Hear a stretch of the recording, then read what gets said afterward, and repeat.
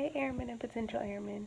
I said I would make some more videos, especially centered to those wanting to enlist or enlisting with dependents. And the main reason why I wanted to start making these videos is because while I was in the process of enlisting, I YouTubed a lot of stuff and I got a lot of useful information. However, I didn't see hardly anything on YouTube or even on the internet about information about those dependency waivers and what to expect in the process and how long it takes. So, in the military, dependents are considered your spouse and your children, anybody that you have primary care of. If you're married with no children, then you have one dependent. If you're married with two kids, then you have three dependents because your spouse is considered a dependent. The purpose of the waiver is to not stop you from enlisting, but to ensure that you're able to provide adequate financial support for your dependents.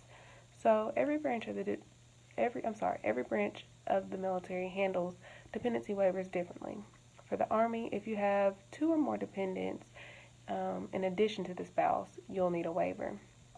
In the Navy, if you have more than one dependent, including the spouse, you'll need a waiver. And the Marines and the Air Force both require a waiver if you have any dependents at all.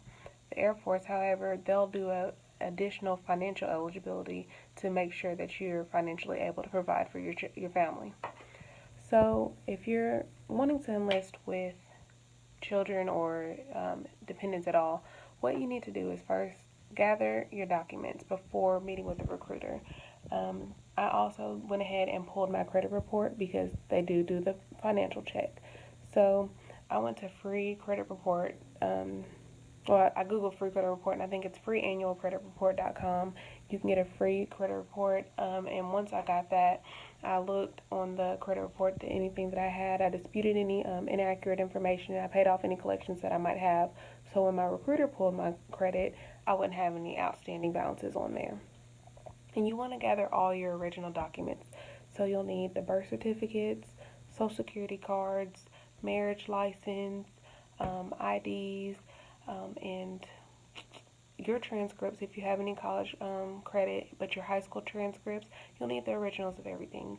They can take copies to start the process, but you have to have the originals when you go to MEPS. There's no exceptions to that rule. Once you get all that information, that's when you can go ahead and contact your recruiter and say, hey, I'm thinking about enlisting. They will appreciate the fact that you're well prepared. So I submitted all that information to my recruiter, and then she looked at all my information. She said, okay, well, I'm going to send you to take your ASVAB, because having the ASVAB score and a good ASVAB test scores, they help with your waivers. So you want to study hard for your ASVAB. That will be another video. There's a lot of videos out there about how to study for your ASVAB, tips and tricks to prepare. Just a quick one. I just basically downloaded an app on my phone and looked online for practice ASVAB exams, and I just studied that. So I made a 78 on my ASVAB. After I did my ASVAB, that's when they started the waivers and all of that. So she pulled my credit and she saw, hey, you don't have any outstanding balances on your credit report. Everything's paid off. Everything shows as paid off. They looked at any loans that I had out, made sure that my income to debt ratio was not higher than what it needed to be. So then after she pulled that, that's when we started the dependency waiver. Basically, the dependency waiver is just a statement saying that you are aware that you cannot take your dependents with you to your basic training and your trainings. So that has to be in your dependency waiver statement. Also, with your dependency waiver, you have to have a family care plan in place, just showing that your kids will be taken care of while you're away, that you don't place undue financial hardship on them with you being gone. And because a lot of people, they are completely dependent on, you, or I'm enlisting, so my children are dependent on me and my husband.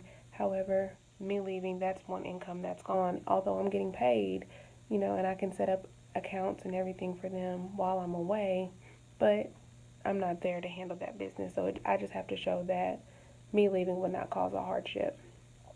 After you get the dependency waiver submitted, your recruiter has to approve of it. Once your recruiter approves, it goes through the chain of command. So it will go to her boss, and then his boss, and then his boss, and then his boss, and then his boss. I think I waited maybe 3 weeks for my dependency waiver to be completely approved.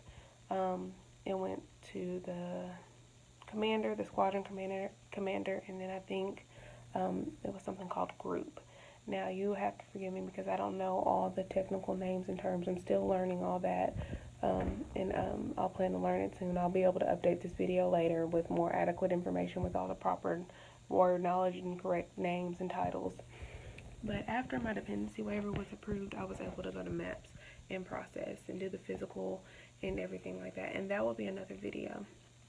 But if you have any questions about the dependency waiver, what to prepare for, what to look forward to, what you need to do, just let me know in the comments below. I'll try to answer any questions. If I get a ton of questions, I'll make another video.